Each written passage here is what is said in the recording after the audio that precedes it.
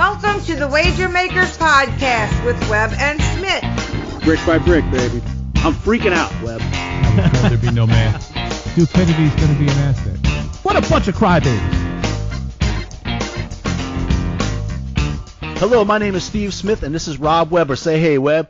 Hello. What's up, Smitt? I'm Smitt, that's Webb, and we are the Wager Makers, and this is the Wager Maker Podcast. Webb, this is Wager Maker Podcast number 26. For 26, interesting, Smitt. Now that's what gave me a little bit of a time, but I came up with Wade Boggs. Wade Boggs was a good one. I was thinking Rod Woodson. Rod was old Steelers man. Rod Woodson. There's the other one. That was the other one. Yep. There you go. We got two of them. Two good ones there. 26. Wade Boggs, I'll take that. He played for the Yankees for a little bit. Did some good stuff for the Yankees. He's still a Red Sox. He's still a Red Sox to me. It's just like Roger Clemens.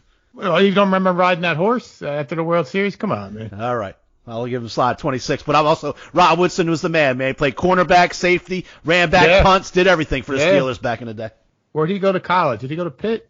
I don't think Rod Woodson went to Pitt. I'm going to look it up right now. Good question, right? I should know that, too. I'm a little pissed off at myself. I don't know it either. It's gonna when we hear it, we're going to be like, oh, yeah, shit. Yeah. I feel like it was like Big Ten maybe or something. I don't know. That's actually a decent. Purdue. Purdue. You know what? I was just going to say Purdue. We were just watching Purdue. We had Virginia under in Virginia, like we said last week. Every game, take Virginia under. Well, Purdue just went over. They beat them. Loser. Loser. That's how it works. It's all right. It's only it's a huge week. Huge week coming up. It's a great time of year. College hoops. We got the Big Ten ACC tournament going on, the Big Ten ACC Challenge. NFL. We coming down to the fourth quarter of the NFL season. A lot of games. I mean, they're not officially playoff games, but a lot of games with real playoff implications coming up. They're really like playoff games, and even for seedings and all that kind of stuff. I know Nick Perrone. Even for the good teams, it's you're going to win a division or you're going to get the 6th seed. Like the Vikings losing, I think now they're now they're going to be they're going to have 11 wins or 12 wins. It'll be on the road that first. Right, it's crazy. The NFC is so deep and solid. Yep. Man, this game this week, I know Nick Perrone calls me a homer, but look, I can't help it. The NFL and the college football world is going through this state this year. I can't help it. It's We're going to have the Heisman Trophy winner. We're going to have the Heisman Trophy winner down here. We got the Saints this week. Huge matchup with the 49ers. Like you said, I mean, who wants to go to Green Bay? Who wants to go to Minnesota? Who wants to go to Seattle? Right. You got it. Or Seattle, right? No team in this NFC. No team in this NFC is going to the Super Bowl unless you got home field. That's legit. The Saints, look, I love them. They're not going to Green Bay or Minnesota or Seattle and coming home with a playoff victory. Right. And that's just such a swing. And then how about one of those guys going into the dome? It's just huge. It's unbelievable. They're talking about the 49ers. That's all anybody's talked about all year long. They lose this game. All of a sudden they're a 5 seed. They're playing on the road the first week of the playoffs. First round exit. Right. So it's just crazy week this week. College football. We got the conference championships. Huge implications there. The CFP 4-team ranking is stayed the same from last week, but man, what a difference it would be to get that number 1 spot in the seed. Because if you're 2 or 3, you're playing the top 3 teams are head and shoulders. The top 3 teams are head and shoulders above everybody else in college. So if you got Clemson, LSU, and Ohio State. So whoever's the number 1 seed out of that gets to kind of play the other team that kind of makes it. Right. They get C also ran. Right. Maybe it's Oklahoma. Could have been not Alabama, but what do you call Utah? Talking about Utah. I mean that's like a bye week for the number 1 seed. Right. If you're in that 2 or 3 seed, that's a game to be reckoned with right there. Yeah. Oh, dude, and then you got to come back the next week and play, whoever, Ohio State or LSU, depending on who's the top. And Clemson has a right to say they should be a number 1 too. Right. I mean, they've only been there for 3 years straight. They're right there. Just win. All they do is win. So they win so much that they're taking it for granted. That's what happened to them this year. Yeah, I mean, they've taken over as the 900-pound gorilla. Like, it's just, of course they're going to win by 28. They haven't won by less than 28 since September. It's fucking since people were talking about what's wrong with Clemson. Right. What's the matter with Lawrence? Right. Dabo came out and said, okay, we'll take care of that. Enough of that bullshit. So, but that's sometimes these teams that are so used to being there, they know they're good enough to go all the way. I mean, it's almost like early in the season, you're just kind of going through the motions a little bit. Yep. Yeah, getting ready for sure. Right. So, but I mean, it's going to be interesting to see if LSU is able to knock off Georgia, and let's say, I think even if Ohio State will knock off Wisconsin, but to see if maybe that's enough to kind of get LSU up to that number 1 spot from the number 2. I mean, I think it's a more quality win to beat Georgia than beat Wisconsin at this point. Maybe it'll be enough to get them to number 1. Just like I said, the only reason why it's a big deal is playing that 1 versus 4 is such a big deal than the 2 versus 3. Right. And it just got bigger and bigger as these last couple weeks have gone on. I think it's interesting though. I mean, what I was listening to some stuff today. What do you think? Let's just say Georgia loses or whatever it is. So then 4 is going to be, I guess at that point, it'll be Oklahoma or Utah probably, right? So let's just say Utah and Oklahoma played. What I was hearing was that Utah would be a 1-point favorite in that game. What do you think about that? I take Oklahoma. Utah. I don't think so. I'd go the other way. I was not very impressed with Utah the other day against Colorado. I know we took them, we laid the 28, and they covered. But Hundley is not a good quarterback. They play good D. Utah plays good D. Yes, they do. Right. All right. Hundley's a good athlete. But if you get down to a team by 14 points, if they get down to one of these teams, they're not coming back with that dude playing quarterback. Right. That's just my opinion. Against Oklahoma. Yeah, because you know why? Because their defense sucks. That's why. That's why it's such a big deal to be the number 1 seed, because both of these teams are easily beatable by these teams. If I had to choose one, let's say Oklahoma looks good against Baylor, and let's say Utah looks good against Oregon. I say Oklahoma's the number 4 team. Well, I mean, that's going to be. I'm sure if the powers that be or whoever, they would certainly prefer Oklahoma, Lincoln Riley, Jalen Hurts over Hundley and some fucking Mormons. Right. So I think all things being equal, you can see Oklahoma in there. So yeah, I think that's true. But it'd be interesting, with the new format. I mean, all of a sudden the Pac gets like left out every year. They're almost like the MAC conference or something like this. Right. They have an argument to say, hey, we're in this thing with everybody else. We got a 1-loss team, just like everybody else. But man, I thought it was interesting. That'll be interesting to see how. I mean, that's just going to be straight up just a vote, like whoever. And then what happens? Baylor's only got 1 loss, right? What if they whoop Oklahoma's ass? Right. Yeah, they win the Big 12. They win the Big 12 with 1 loss. You give it to Baylor? Yeah, that's probably what's going to happen, right? I would. I mean, if Utah loses, if Oregon loses, if Oregon beats Utah, right, and Baylor wins, Baylor's in, right? They're the Big 12 champ. Oregon's got 2 losses. That's a 1. They'd be 12-1, something like that, right? Yeah, Big 12 champ, sure. Right. I thought, speaking of the Pac, I thought it interesting. Just came across ESPN a little while ago. USC, Clay Helton. They say he's going to stick around for another year. They're sticking with him. This is the first losing season they've had since 2000. That's 19 years. And is that right? And their the recruiting class this year is not in the ESPN top 40. And they're keeping this guy around. I can't understand what that's all. I mean, they haven't even been any. I mean, who was the coach? Someone just got fired? Or I guess the dude left. That's what happened, right? Kingsbury left. Is that what the story, right? Because how did he even get the job, Helton? I don't know. He's been there a few years, right? He was there all through Darnold's time. Take the job? He was their coach for Darnold, right? I don't know. That's a good question. But then I thought didn't Cliff Kingsbury supposed to take the job, and then didn't he take it and then went to the Cardinals? I don't know. Get the intern. I gotta get left. Get the intern. Get the intern. Yeah. This is when you need producers as people in the background to do this. Right. You just both look at each other and go, They're not handing me a piece of paper. There's an email popping up right now. I'm not sure. Google that shit next week to find out. Right. Now I gotta look at my phone now. You hear me clicking. Oh, shit. So, speaking of coaching, Riverboat Ron got the boot from Carolina this year. Now. So talk about Helton. So that's interesting because I've been thinking, or we've been talking about having Urban Meyer go to USC. So now that just makes it a little more interesting and more exciting for me to have Urban Meyer possibly coach the Cowboys. You think that's you think that's the deal? You're looking for your new coach. Speaking of coaches, Garrett's not finishing the season, not getting the next year is what you're saying.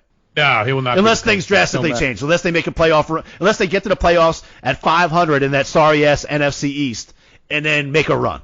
Right. If they get, I mean, listen, if they make it to the NFC Championship, that changes everything. But they're not gonna. Right. Not gonna happen. Riverboat Ron is out. So now the thing that we're hearing the rumors that he's gonna go to Chicago, the Bears, and Cam Newton's gonna follow him. Yeah, I heard that today too. I think Cam Newton is done. Personally, I think he's just too beat. I think he's just too beat up. Why are you making him something he's not? Just let the dude do what he does. Run the ball. Right. And then throw it once. He can't throw the ball. He's the most inaccurate quarterback ever. But he was an MVP, not being accurate. So just go back to what he did. It's certainly showing right now. I think I'm pretty excited about the NFL right now. It's kind of weird. I think the game is evolving. I think Lamar Jackson, even the kid in Buffalo, Jared Allen has some wheels to him. I'm not putting the two together. I'm just saying Jared Allen, is it? No, Allen. Josh Allen. Right. So Brandon Allen. There's like 4 Allens. There's 4 starting quarterbacks. The one in Buffalo, because he can move a little bit. He can move a little bit. Yeah, obviously Russell Wilson. Russell Wilson. These guys are exciting. The guy in Arizona. Yep. The game is definitely changing.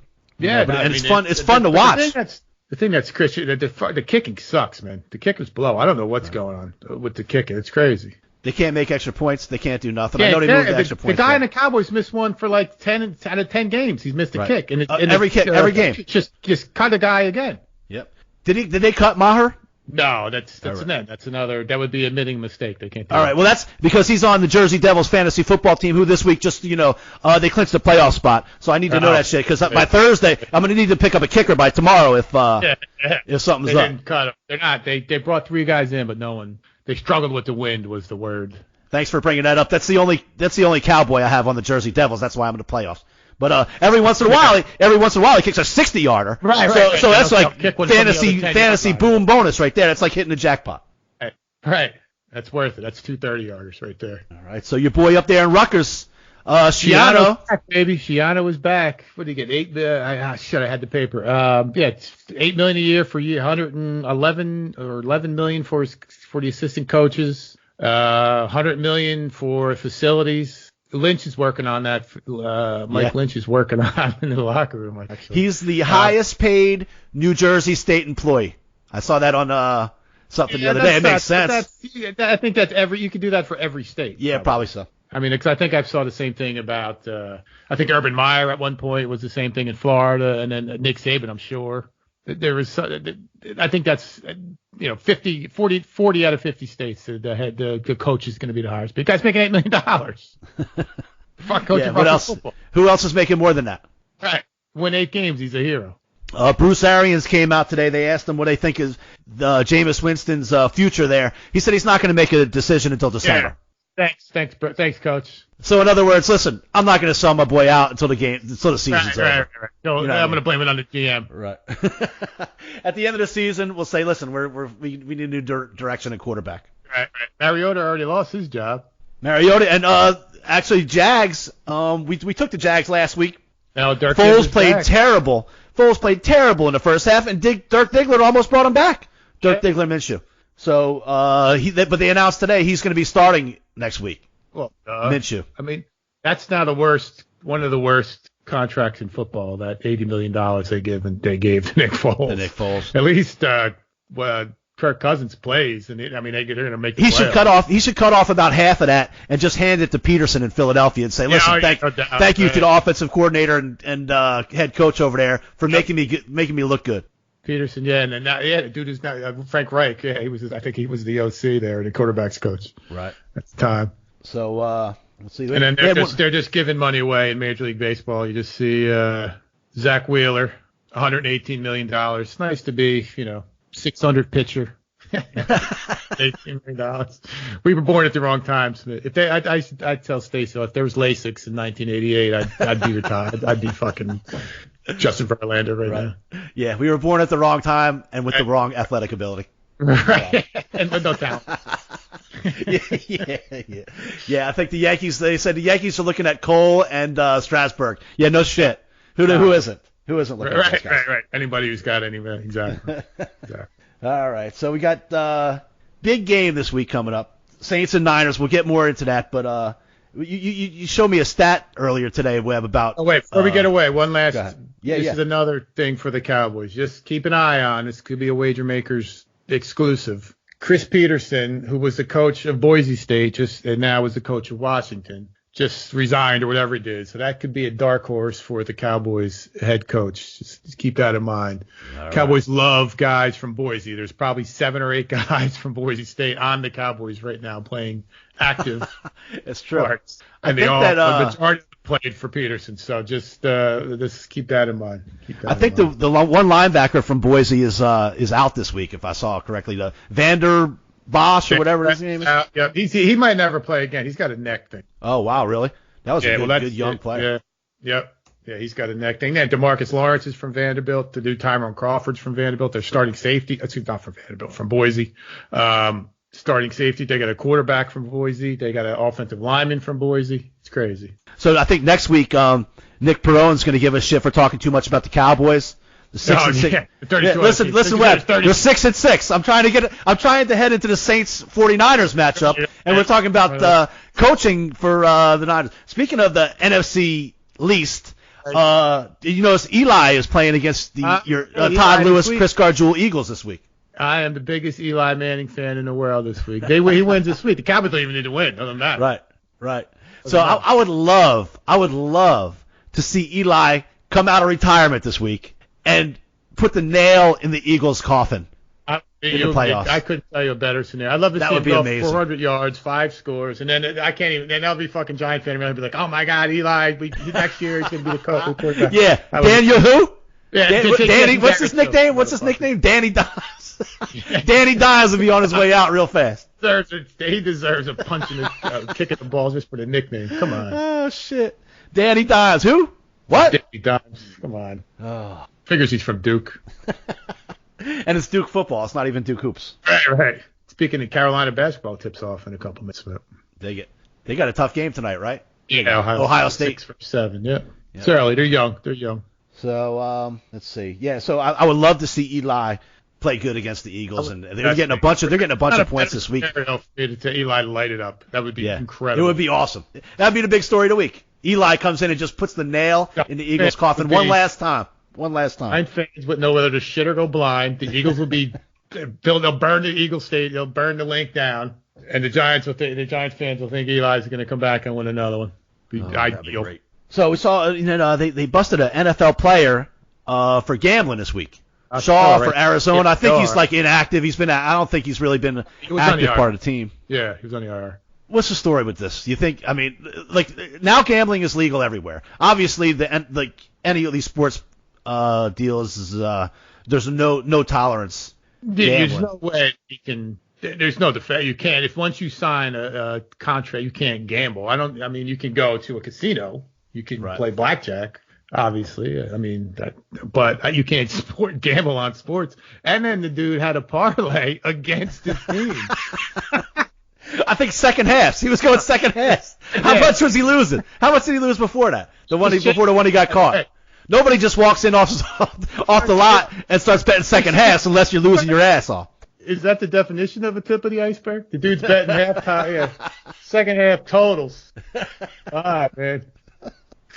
Oh shit! You make the shit up. You really can't. So let's ask Pete Rose how that goes. Did it work out? He's still fighting the battle from the locker room in the dugout. And the thing, the funny thing is, baseball is, people are like, well, he always bet on his team. But if you're a manager, you do, and it's a 162 game season. Sometimes you make different decisions based on the 162 season than you do on tonight's game. You know what I mean? Like whether it's pitching or whatever, like you might leave some dude in there for extra time, or make some moves, or bring in all kinds of extra dudes from the bullpen for that one game that you wouldn't normally do when you have the bigger picture out there. Sure. Right. If it's a division game versus you're playing an interleague game, we can August 1st or whatever it is. Yeah. Right. He should have called the wager makers. We would have took care of him. No one ever knew. We would have hooked him up. Right. We put it in for him. Yeah. Just call Webb. You got that. Right. He missed the phone, but be careful. He missed the phone a couple times this week. It was probably helped me. It probably helped me more than it hurt me. Monday night would have helped me a little bit. Would have hurt me a little bit. Like, I'm blaming it on the kids in States. I gotta shut the fuck up. Guy's busy. He used to answer the phone every time. I don't know what's happening. That's right. I still get in trouble for having an attachment. Now I'm getting in trouble for not answering it. All right. So we last week, Thanksgiving weekend, we had a ton of plays. We kind of up and down. Nothing really to write home about. Thanksgiving Day, we had the Bears were a loser. We had Cowboys were a loser, but we had the under. That was a winner. We had the Saints. That was a winner. Yep. We had Ole Miss, and we caught a break early. Actually, Wednesday night was our first bet of the week. We had the Lakers on Wednesday night, and the assholes. I already told you how much I hate them. They were playing at the Pelicans, and I think they were laying 7. So the assholes win by 4 or something. Yep. Nothing worse than a team you don't like. You bet on them. They win the game. AD's first game back. He scores like a gazillion points, 40 something points. I think it was the most points anybody's ever scored at the first time against their old team. Oh. Again, 40 some points. And then so they win. Everything goes great for the Lakers except they don't cover 7. You can't cover 7 points against the shitty ass Pelicans. Right. So that starts our week off. 6. And then Thanksgiving Day, like I said, we kind of went back and forth a little bit. But the nice game for us was the Ole Miss Mississippi State college game Thursday night. I don't know if you saw the end of that one. So Ole Miss scores the touchdown that would essentially tie the game up. Yeah, we're getting one. So they tie 1.5. We're getting 1.5 on this thing. Anyway. 1.5. So we tie it right to get to 6. Right. So like a minute, not even like seconds left. Under 10 seconds. Right. Under 10 seconds. Right? To go to overtime, but which at that point you're like, all right, well, hope he misses the extra point so that we don't go to overtime. You know, because in overtime you can still lose easy. The dude that catches the touchdown pass does the Odell Beckham dog pissing he gets on all touchdown celebration. Gets on all fours. Yep. Yeah. Lifts his leg like he's at a fire hydrant. Right. And they get 15-yard penalty, and the guy misses the extra point. He missed the point. We win by 1 and by the half. Yeah, I said, beautiful. Oh man, this is setting up good for the weekend. That was a big win. That's karma. That helped us out big. That the end of the night win was good. Big on that. Swing. Oh yeah. So then we went into Friday's games in college, kind of up and down on that one too. We had Virginia Tech. Here's a little interesting tidbit. So Virginia had lost 15 games in a row to Virginia Tech, and so we take Virginia Tech -2.5, and Virginia snaps the 15-game losing streak. You can break any streak. We are the streak killers. We had Missouri. They didn't cover against Arkansas. Dude had a pick 6 right in his hands. Didn't catch it. We had Cincy getting points to Memphis. That was a good play. They covered. UCF covered. I think West Virginia covered. We had App State.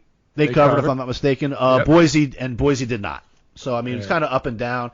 But the biggest pick we had on Saturday that we told everybody we loved, the Ohio State Buckeyes rolled. Oh, easy. Rolled. That was an easy one. Michigan came out, went right down the field, scored a touchdown.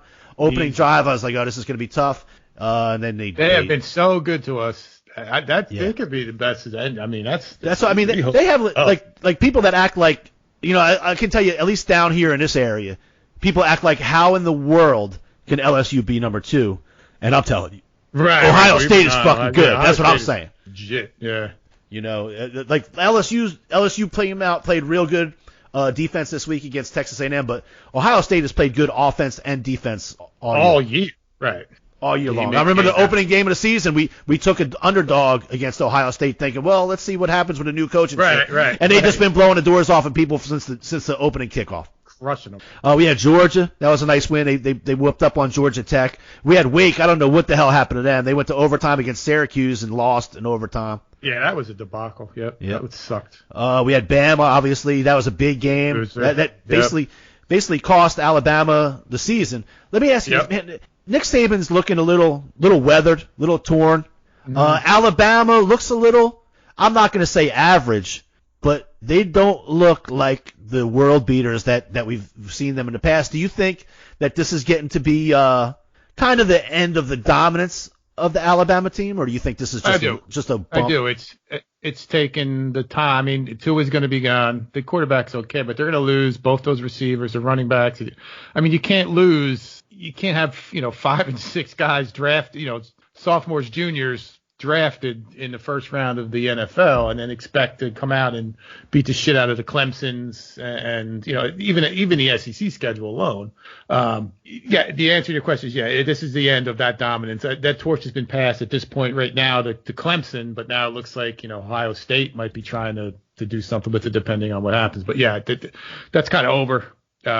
Alabama, they'll still be good. They'll still be certainly a top 7 team, but they're not going to be. They'll still be in the conversation, but they're not. They just don't look as dominant all over the field as they've done in the past. It's not a gimme. It's not an automatic. You're not writing them, into the 4 in the beginning of August. Right. Obviously, a healthy Tua makes them a different team all year long, and he hasn't been healthy all year long.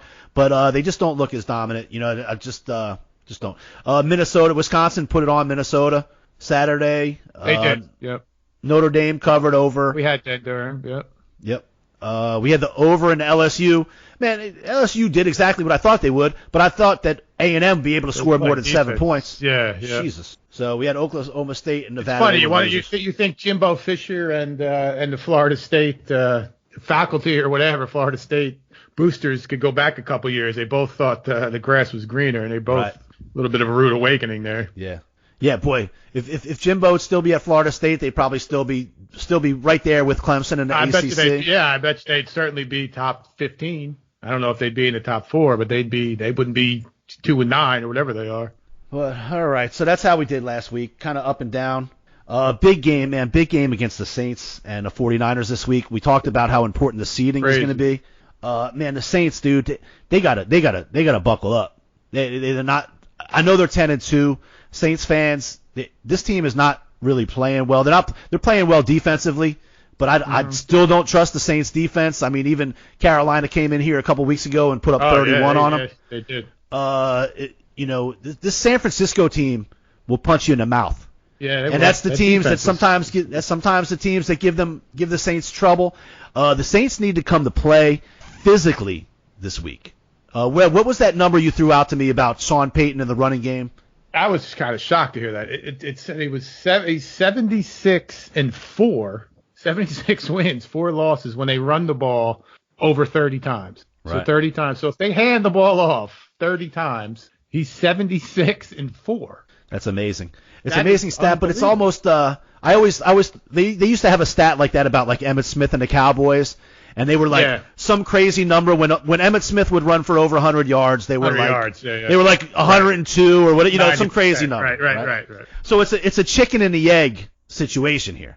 Obviously when you have the lead, you're running more. So let's say the Saints in the second half are up by 20 points. They're running the ball while they get to that 30 carries. But the thing with Sean Payton, and this is going to be the important thing this week, is you have to commit to playing physical football against teams like this in this situation. You can't, they're not going to finesse their way out of this game. You got to come offensive line, defensive line has got to pound. I heard a funny comment by a local radio guy yesterday, and he said, look, if Sean Payton shows up to the game in his Lamborghini, the Saints might have problems. If Sean Payton shows up to the game in his pickup truck, they might be in good shape, and it's just it's the mentality that they have to have going into this game. That gotta bring your lunch pail. Right, it's in the dome. You got to just out physical and out football these dudes. You're not gonna dink and dunk and well, I mean that's what they do. That's their offense is dink and dunking at this point.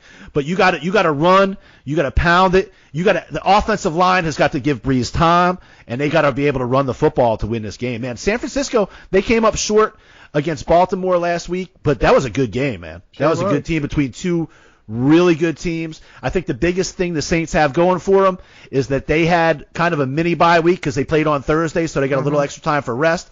But and that San Francisco played all the way in Baltimore on the road in a big game. They actually stayed in Florida this week. Oh, did they? Yeah, they stayed in Florida to practice, just like similar to the Saints when they played the Rams in Seattle. Early in the season, they stayed out west. Stayed up there. But it's still, it was a big emotional game for the Ravens on Sunday. But Saints are banged up too. They actually brought Manti Te'o back. Oh, I saw that. He's been out the whole year because Kiko Alonso and AJ Klein are both out. So that's two big hurts on Saints D. So we'll see how it turns out. The thing for me with that stat with Peyton with running the ball, he can't be afraid, or when there's a couple of Murray or Kamara, if they get, they're running the dive or something between it, they get 2.5 yards, 3 yards here. You can't be afraid of going back to it. You got to keep doing that, keep hitting that. Not even to move to change, just to kind of keep that defense honest, right. And like you said, keep your offensive line in it, keep those big guys bumping. So that's right. Going to be interesting to see if he kind of abandons that, and all of a sudden it's going to be swing outs versus handoffs. So that's kind of what that stat means. Right, exactly. I mean that's part of the physical nature I'm talking about. Even if it's 2-3 yard runs, stick with it. Do other things, obviously, but you got to put that physical mindset into the team going into this week, I think, is important. I agree. And also, so many times what happens in these games is Saints get down by 7, and they hand off one time, first down, don't get anything, they're passing the next 2 downs. Yeah. So Sean Payton's got to check himself this week. We'll see how the play calling goes. Yeah. All right. Well, anything else we didn't cover that we wanted to talk about? I don't think so. I think we kind of hit most of that stuff, topical stuff. We got some huge games to pick this week. Huge games. Huge. Big week. Starting tomorrow. Your boys. What do you think?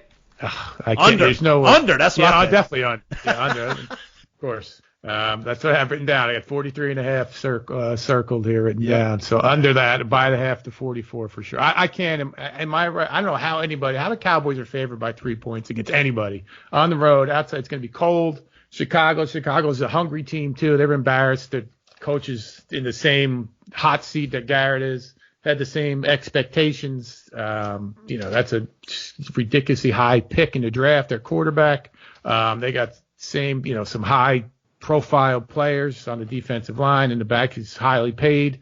A lot of similarities. I just don't. I mean, the Cowboys are just that point. That -3 on the road is just based on the Cowboys' name and the fact that people thought they were going to be good. So there's no way that I could take the Cowboys in this game. No way.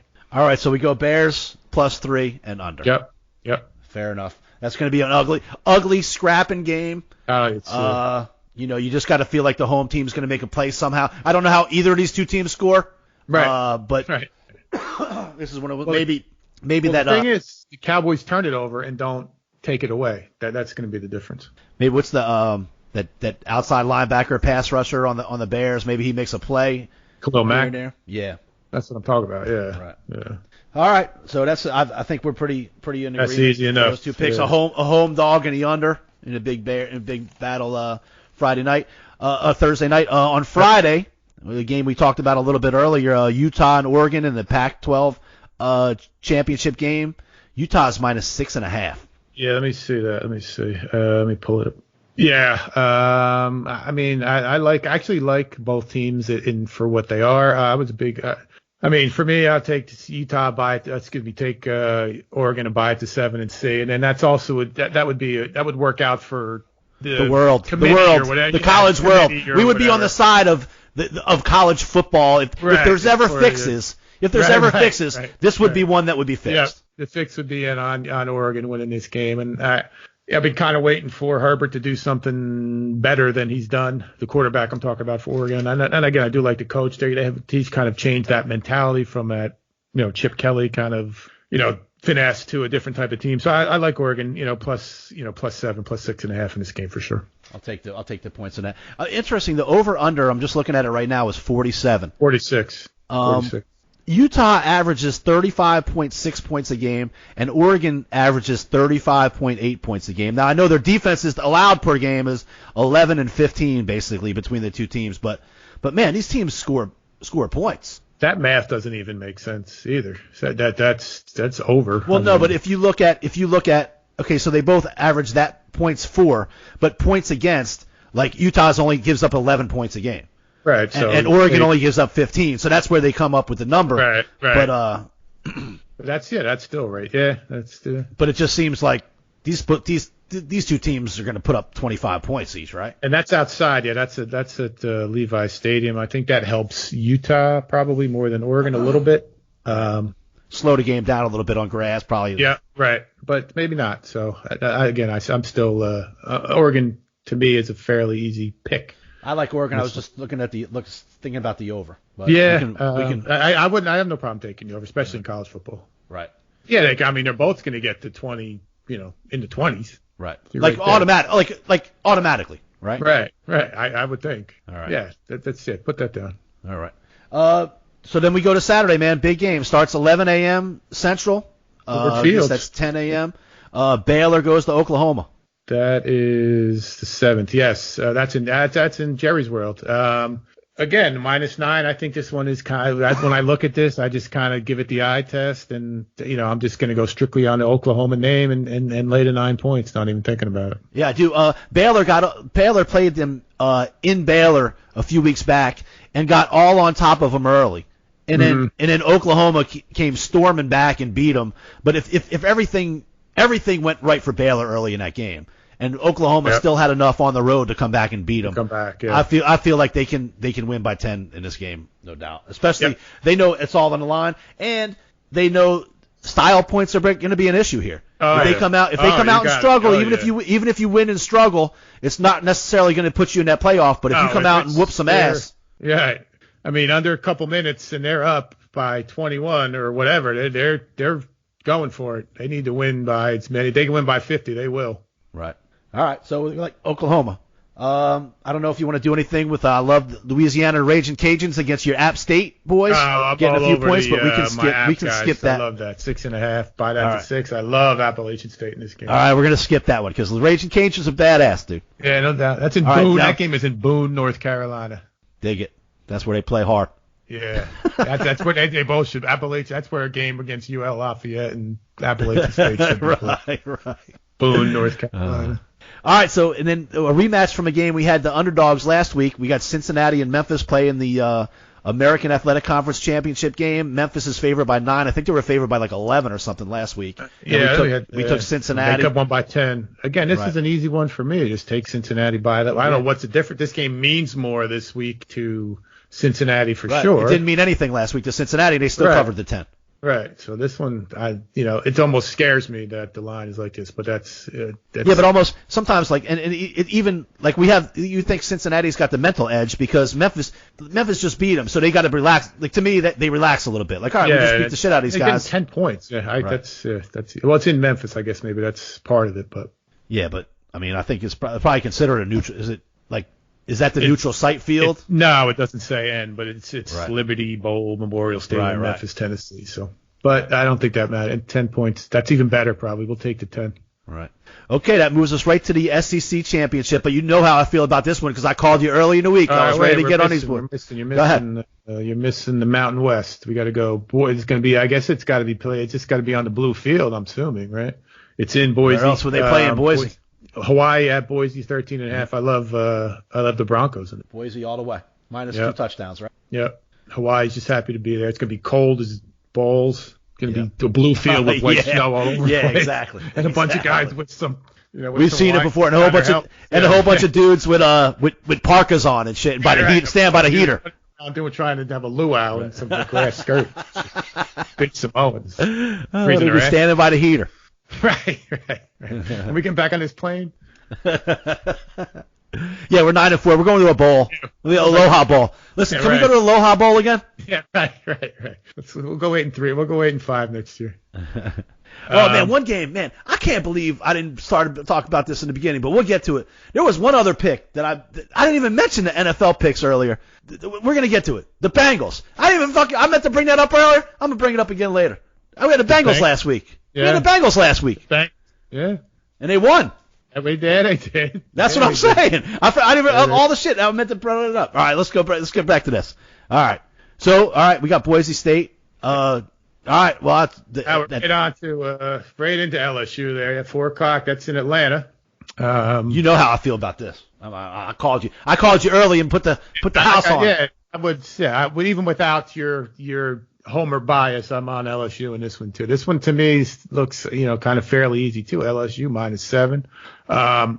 That's easy. I think 54.5. I mean, I would lean towards the over just based off our conversations about LSU's defense. LSU's going to score, that's for sure. So I would. I mean, the heavier play for me was LSU in this game too, but I'd see the over as being a decent play as well. Okay, let's do it. You have a feel about? You think Clemson's going to blow the doors off Virginia? I mean, this one is tough. That's I don't know. A little bit tougher. I mean, they're going to win right around. I don't know if they're going to beat them by 40. This number's 28. I think it's going to be right around there. I think I don't want to say they're going to be bored. They're going to beat them, left-handed by 21 for sure. They're pretty much, locked in. I don't know that they're going to get to that 1 seed either way. And to them, 2 and 3 doesn't matter. So I'd stay away from this, especially since we got the Ohio State at 8. If you had to, I would actually take the over in that Clemson game, 55, because they're going to get to, what do you think, 42-21? They're going to score 40. Like right, 42-21 maybe, something like that. That'll get you over that 55.5. That's what I would play on that game. Dig it. All right. That brings us to another game I love. We've been talking about the Buckeyes. We talk about the Buckeyes all the time. Yep. And again, this is this one to me seems fairly easy too. I mean, 16's a number, but it's not 17, which is a worse number. Ohio State in this game. This one's pretty easy for me too. That's just, especially for all the equity that we have built up with them. Right. Like we said, we've been on these two, the LSU and Ohio State, for a couple days now. It's only Wednesday, so. And we also talked about, while these two teams, I think even if LSU or Ohio State lose, they're still going to be in the top 4 to me. Oh yeah. But also we talked about how important it is to be the number 1. So these teams are going to, if you get a chance to win by 30 in this game, you take it. Well, that's interesting. Now, I mean, let's say somehow LSU loses, okay? That would change my outlook on the Clemson game. Well, I guess it wouldn't be over. It's 4 o'clock and 7:30 because Ohio State's going to try to win by as much. Ohio State's at 8 o'clock, so they're going to try to win by as much. And my feeling was if Clemson would see an LSU lose, they would certainly cover that 28, but it wouldn't be kicked off by then. Right. So never mind. But I'm just saying that they will easily run up the score if they get the opportunity to make it look good to stay in that number 1 slot. And it's funny because LSU is going to start that whole contest. So they're rolling. Right. If they come out and blow the doors off of people early, well, that's that much more incentive for Ohio State to do it. Yeah, I mean, if they hang a 5 on them, I mean that even makes me like that over even more because they're they're ahead of both those other teams. They start that game, they got to score as many. They're going to put pedal to them. Like if they're up 21 points with 5 minutes left, they're going for a touchdown, getting a stop, want the ball back to score again. You know what I mean? They're looking to win that game by 55-7 if they can. Which brings us to the Wisconsin over. I mean, that's at 55. Doesn't Ohio State score 50 every week? Pretty much. I mean, Ohio State's. Yeah. I mean, what do you think they're going to? I mean, what do you think the score is going to be off the top of your head? 35. Well, I can tell you when they played the first time, it was 38-7, so that gets them to 45. But man, maybe it's not a great. Yeah, I mean, I would think Whiskey scores more than 7, right? I mean, maybe not. I don't know. All right, well, maybe we'll wait and see on that over. That might be a play where we'll see how the dominoes start to fall that afternoon. What happens with LSU, right? Right. All right. Well, we got over Oregon. We have Oregon. We have Oklahoma. We got Cincinnati. We got LSU in the over. We got Boise. We got over Clemson and Ohio State. Did you say Appalachian State? No, I did not because I like Louisiana. I canceled you out. I canceled you out on that one. The Raging Cajuns. Right? The Raging Cajuns. You said Cincinnati, right? Yes, I said Cincinnati. We got over Oregon, Oklahoma, Cincinnati, LSU over, Boise, over Clemson, and Ohio State. Got it. 9 plays. All right. That takes us to NFL Sunday. Sunday, baby. Here we go. This is going to be a big week in NFL. Let's see what I got. I'm tired. Just so everybody knows, I'm done losing. Of course. These are going to be winners. This is where we're getting into the playoffs now. This is our game. The lights are on. Have I mentioned that we took the Cincinnati Bengals, the winless Cincinnati Bengals last week, and they covered against the Jets? Nick Perone was on Facebook giving me all kinds of shit. Oh, was he? Oh, yeah. How dare you take against the Jets and the sorry-ass Bengals? You'll be sorry.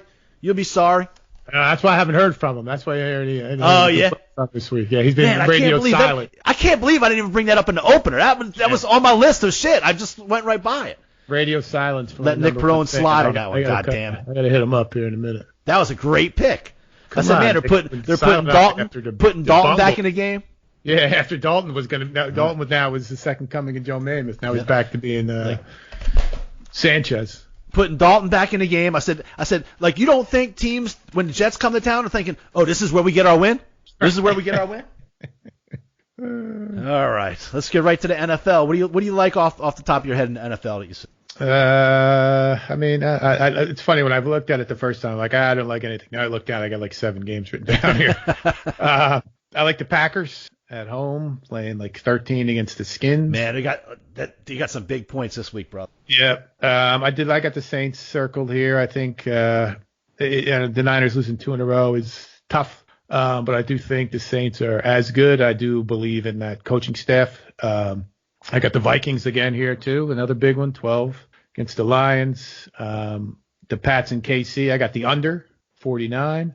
I got the Raiders and the under in that game.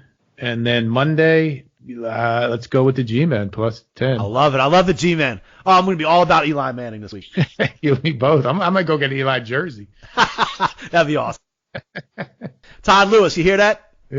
Fucking Eagles are going down. This is going to be the end of the Eagles season right here. That's it. Oh, yeah. Eli Manning's going to put the nail in the coffin. Yeah. All right.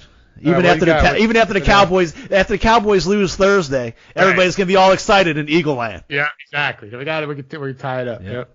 All right. So, let's see. So I'm cool with, man, I was nervous about the Packers. I was nervous about the Vikings. That's a lot of damn points, but they're both at home. I don't care if you like them. Detroit is way banged up. Vikings coming off a loss. They need that win. It's just, Vikings play good at home too, and they play good all around, man.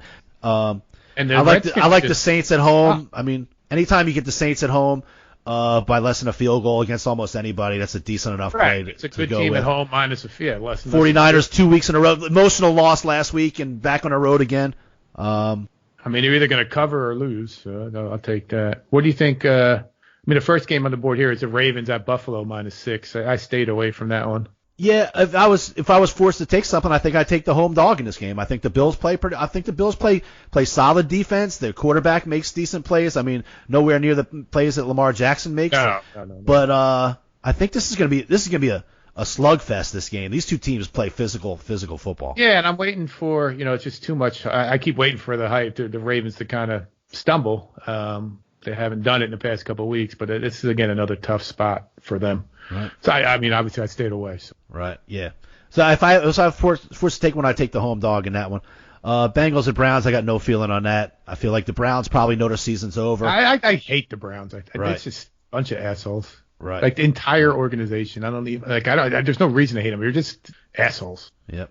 Did you say one game I do like? I like the Patriots minus a field goal against the Chiefs. I don't know if you said that one. I said I like the under in that game. Right. I like the Pats to go home and bounce back from that game. Yeah. The other night. Yeah. The Chiefs are not that good, really. I mean, they don't play D. They obviously. I mean, we know what Mahomes is, but that Patriots D at home.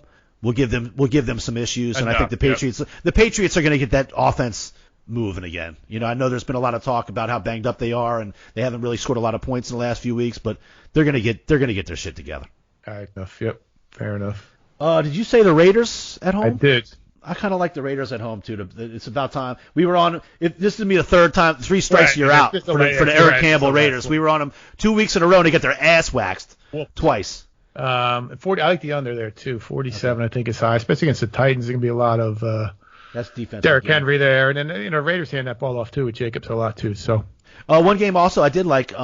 We gave that asshole Phillip Rivers one more shot last week. We gave him one more shot against the Broncos, and he lets Drew Lock whoop his ass. Yeah. Right. So I'm going back with my boy. Dirk Diggler-Minshew getting a start. Jags +3 at home. I'm going. The Chargers going all the way back to the East Coast. They never play good there. I'm going Jags +3. That's a good one. All right. So man, we look at what about these goddamn Steelers, bro? The coach of the Steelers. The coach of the Steelers. This dude. He's just money. You know what I mean? He's just matter of fact at the podium. He just tells you like it is. His teams always come to play. I don't even know what player of significance is on this fucking team.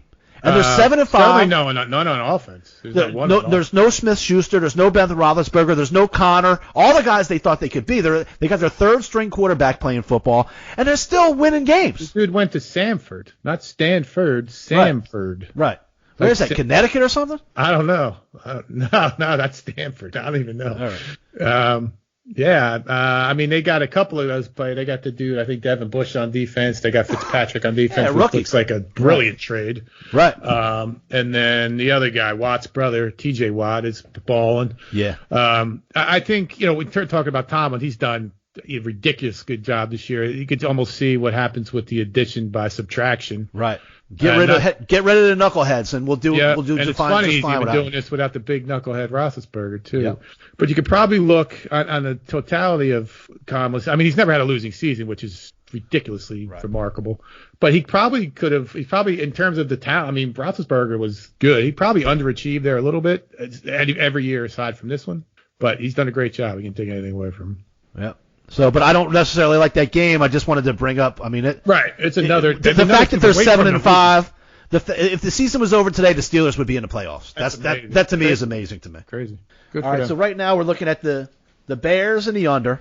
Yep. That's 2 on Thursday. Okay. Then we got the Jags, the Packers, Vikings, and Saints. Mm-hmm. The Raiders, the under Raiders, the Patriots, the under Patriots, and we got the Giants on Monday night to end the Eagles' season.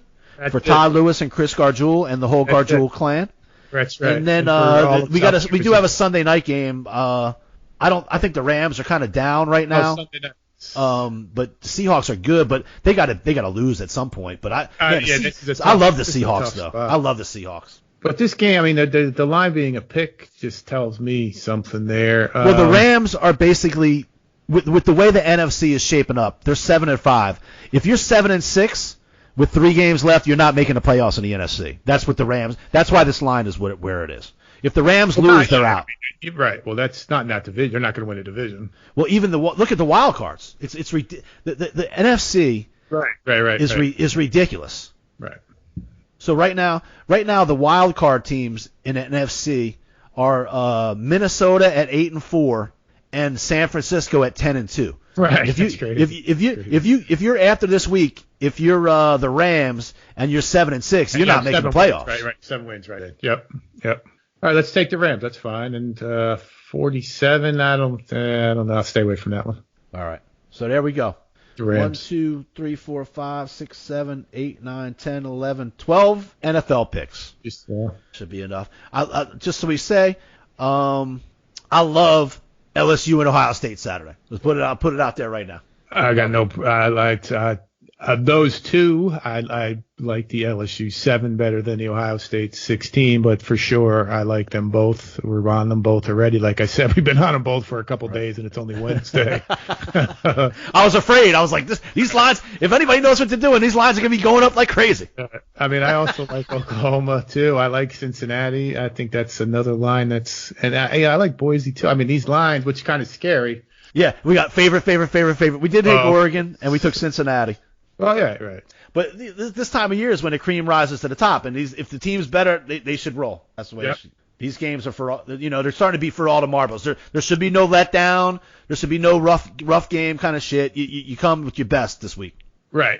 Yep. Yeah, this is it. Right. All right. So anything you want to add besides the fact that we did take the Bengals? I just want to say it one more time.